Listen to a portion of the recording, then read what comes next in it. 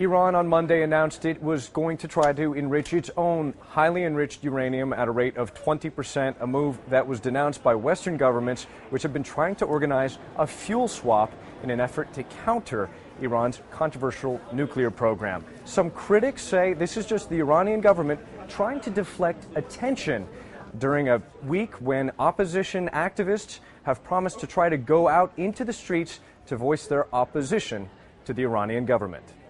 Iran's nuclear clock is ticking much slower than the internal dynamics and the human rights violations.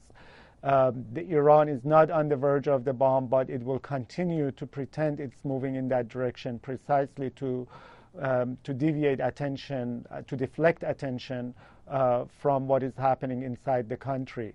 The U.S. and the European Union issued a joint statement on Monday. They expressed concern about the possibility of violence during this week, the 31st anniversary of the establishment of the Islamic Republic. The statement went on to say, quote, the large-scale detentions and mass trials, the threatened execution of protesters, the intimidation of family members of those detained, and the continuing denial to its citizens of the right to peaceful expression are contrary to human rights norms. Now, Iran's supreme leader, Ayatollah Ali Khamenei, he came out and issued a statement before an assembly of uniformed military officers, and he said that enemies of the Islamic Republic of Iran, they are using human rights and democracy as a ploy to weaken Iran. He went on to call the opposition in Iran counter-revolutionaries that have no place in the country.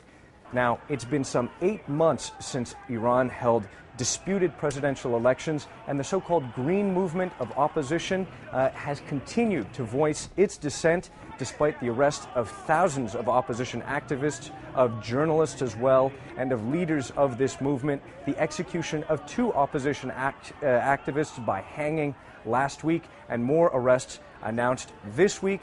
Leaders of this movement say they will try to go out into the streets during the state-sanctioned demonstrations for the anniversary of the foundation of the Islamic Republic, despite all these threats.